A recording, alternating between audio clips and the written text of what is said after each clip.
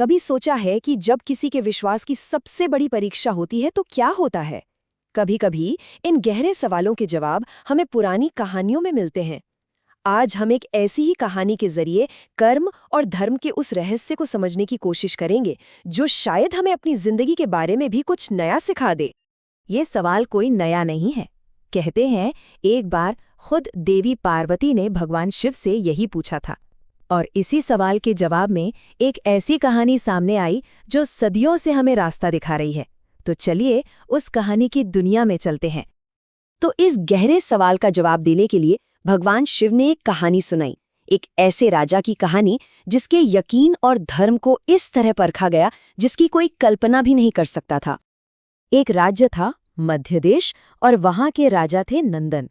उनका राज धर्म पर चलता था, मतलब प्रजा खुश थी, सब तरफ शांति थी और कहा जाता था कि उनके महल से कोई भी जरूरतमंद कभी खाली हाथ नहीं लौटता। उनकी जिंदगी कर्तव्य की एक मिसाल थी। लेकिन फिर एक दिन सब कुछ बदलने वाला था। उनके दरबार में दो साधु आए जो दिखने में तो बड़े रहस्यमयी थे। और वो सोना चांदी या धन दौलत मांगने नहीं आए थे, वो तो राजा के धर्म की परीक्षा लेने आए थे। राजा नंदन अपने वचन के इतने पक्के थे कि उन्होंने साधुओं से कहा, आप जो भी मांगेंगे वो आपको मिलेगा।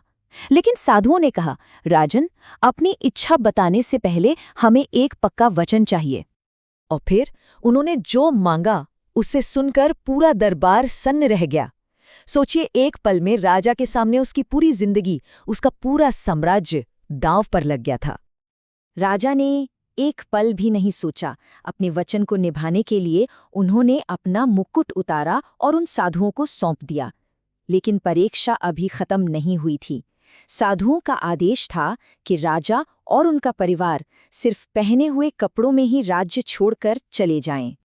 तो अब वो राजा नहीं थे, न वो रानी थी और न ही वो राजकुमार।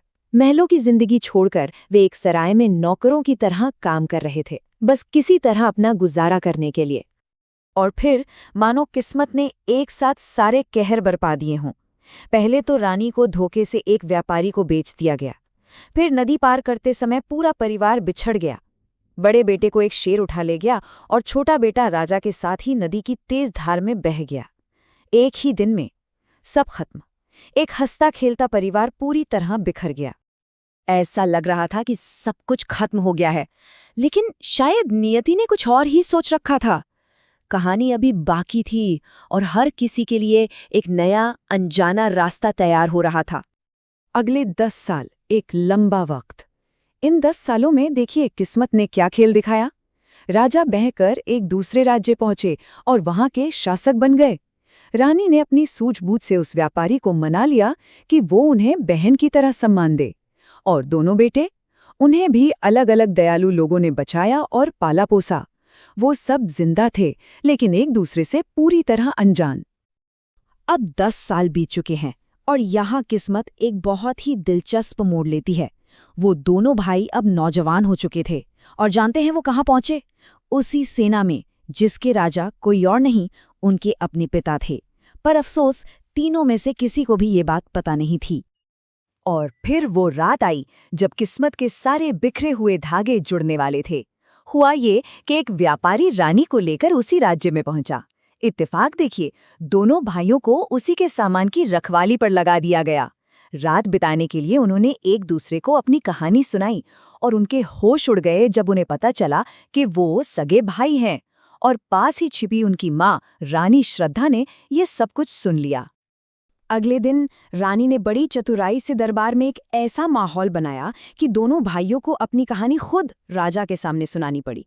और जैसे ही बड़े बेटे सुरेश ने बोलना शुरू किया, बस वो पल था जब सारे राज खुलने वाले थे। एक एक शब्द सुनकर राजा नंदन को यकीन हो गया, ये सैनिक उनके खोए हुए बेटे हैं। और जब व्यापारी की पत्नी ने घूंघट उठाया तो वो उनकी सालों से बिछड़ी हुई रानी श्रद्धा थीं। सालों बाद वो परिवार फिर से एक हो गया था। ये सब चल ही रहा था, वो भावुक पल, और तभी दरबार में अचानक वही दो साधु फिर से प्रकट हो गए। 10 साल पहले उन्होंने जो परीक्षा शुरू की थी, अब उसका असली मतलब समझ आने वाला था। उन्होंने अपना असली रूप दिखाया। वो कोई साधु नहीं थे, बल्कि स्वयं धर्म और कर्म थे। उन्होंने बताया कि ये पूरी घटना, ये सारी मुश्किलें राजा के विश्वास की परीक्षा थी, और क्योंकि राजा नंदन ने इतनी मुश्किलों के बाद भी धर्म का रास्ता नहीं छोड़ा, वो इस परीक्षा में पास हो गए। तो आखिर ये कर्म है क्या जिसके बारे में हम इतनी बात कर रहे हैं? सीधे शब्दों में कहें तो ये कारण और प्रभाव का एक यूनिवर्सल लॉ है। मतलब हमारा हर काम, हमारी हर सोच, यहाँ तक कि हमारा हर शब्द एक बीज की तरह है, और जैसा बीज बोएंगे वैसा ही फल मिलेगा, कभी जल्दी कभी देर से। और ये कर्म भी 3 तरह के होते हैं। पहले हैं सात्विक कर्म। ये वो काम हैं जो बिना किसी स्वार्थ या फल की इच्छा के किए जाते हैं, बिल्कुल वैसे जैसे राजा नंदन अपनी प्रजा की सेवा करते थे। फिर आते हैं राजसिक कर्म, जो हम अपनी इच्छाओं, अपनी ईगो के लिए करते हैं, फल की उम्मीद में। और आखिर में है तामसिक कर्म, जो अज्ञानता में या लापरवाही से किए जाते हैं।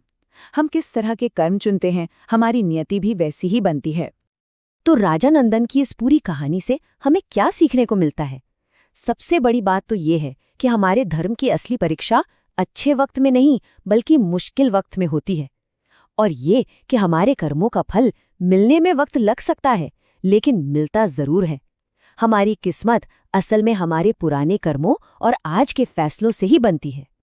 कहानी के अंत में राजा नंदन को अपना परिवार, अपना राज्य, सब कुछ वापस मिल गया। उनकी अच्छाई, उनका धर्म आखिर में जीत गया, और उनकी कहानी हमेशा के लिए एक मिसाल बन गई।